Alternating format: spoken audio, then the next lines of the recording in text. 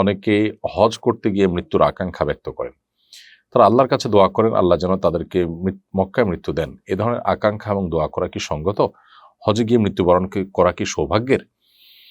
দেখুন, মদিনাতে মৃত্যুর বিশেষ মর্যাদা রয়েছে। কেউ যদি মদিনায় মৃত্যুবরণের সুযোগ থাকে সেজন্য সে সুযোগ হাতছাড়া না করে।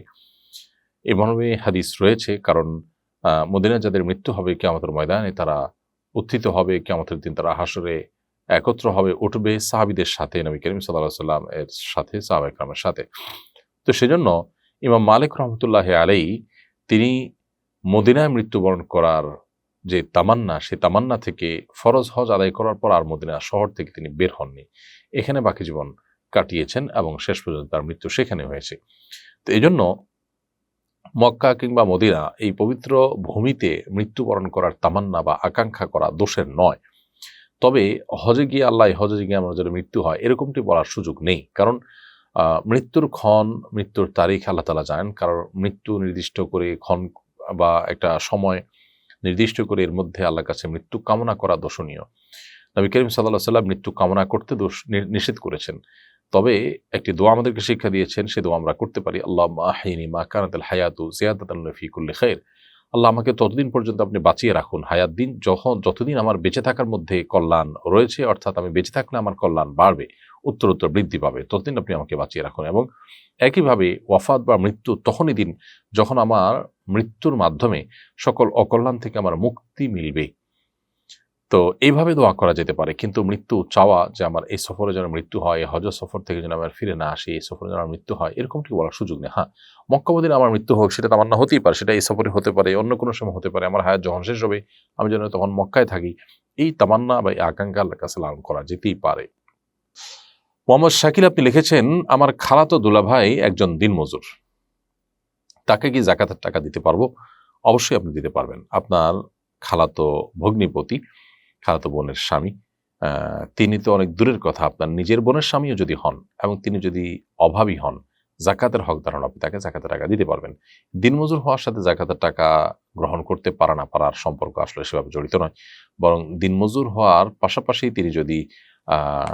তিনি যদি অভাবী হন এবং ঋণগ্রস্ত হন কিংবা যা উপার্জন করেন তা দিয়ে তার যদি না চলে, তাহলে সেক্ষেত্রে আপনি তাকে যাকাতের টাকা দিতে পারবেন। সালমা আলম আপনি এডি থেকে লিখেছেন, আমার মা 4 বছর ধরে বিছানায় পড়া। তিনি আগে মাজারে যেতেন, ফকিরের কাছে যেতেন, তার কোনো সূরা মনে নেই। আমার মাকে কিভাবে তালকিন দিতে পারি বলবেন প্লিজ। ভাই সালমান, বোন সালমান সরি, আপনার প্রশ্নের উত্তর হলো যে আপনার মা যিনি অসুস্থ বিছানায় আছেন, যদি মরণাপন্ন মনে হয় তার কানের কাছে তিনি শুনতে পান এভাবে কালিমায়ে শাহাদা পাঠ করবেন, আশহাদু আল্লা ইলাহা ইল্লাল্লাহ ওয়া আশহাদু আন্না মুহাম্মাদান আবদুহু ওয়া রাসূলুহু, এভাবে পাঠ করবেন তাকে শুনিয়ে শুনিয়ে।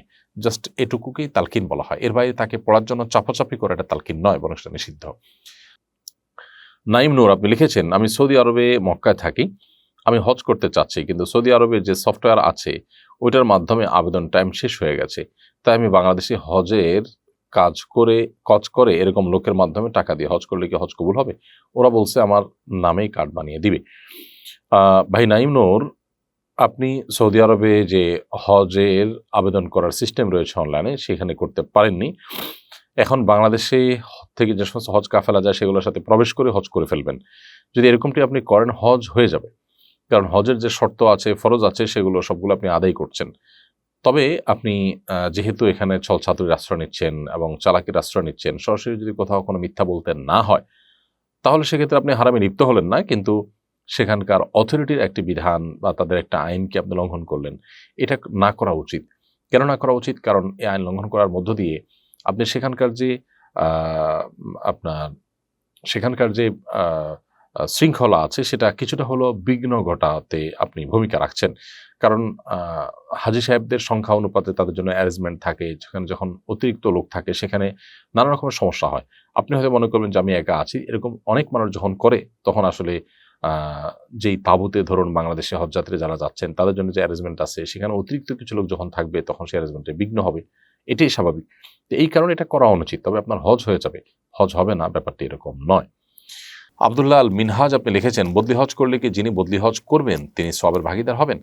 যিনি বদলি হজ করছেন তিনি একজন মানুষের হজ হয়ে যাচ্ছে, তার জন্য তিনি সহযোগিতা করছেন। এই উদ্দেশ্যে যেহেতু হজ করছেন তাতে মূল হজের সওয়াবটা বদলি হজ যার পক্ষ থেকে হবে তিনি পেলেও যিনি বদলি হজটা করে দিচ্ছেন আল্লাহ তাআলা তাকেও মাহরুম করবেন না, কারণ তিনি চেষ্টা করছেন, তিনি নেকামল করার জন্য কসরত করছেন, বিধায় তাকে আল্লাহ রাব্বুল আলামিন একেবারে মাহরুম করবেন না যে তিনি কোনো সওয়াব পাবেন না, তিনি আপনার এত পরিশ্রম করবেন তার পরিশ্রমটা একবার অর্থহীন হবে, এটা সেরকম না। তিনি যে একজন মানুষের হজ করে দিচ্ছেন এটা তো ইবাদত, একজন ইবাদত করতে সহযোগিতা করছেন, অতএব অবশ্যই আল্লাহ তাআলা তাকে বিনিময় দান করবেন।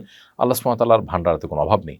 যিনি যার পক্ষ থেকে বদলি হজ করা হচ্ছে তিনি পূর্ণাঙ্গ সওয়াব পেয়ে গেলেন, অতিরিক্ত হিসাবে যিনি কষ্ট করলেন তাকেও আল্লাহ তাআলা পূর্ণাঙ্গ হজের সওয়াব দেওয়াটা আল্লাহর জন্য কোনো কঠিন বিষয় নয়, অতএব তিনিও সওয়াব পাবেন ইনশাআল্লাহ তাআলা।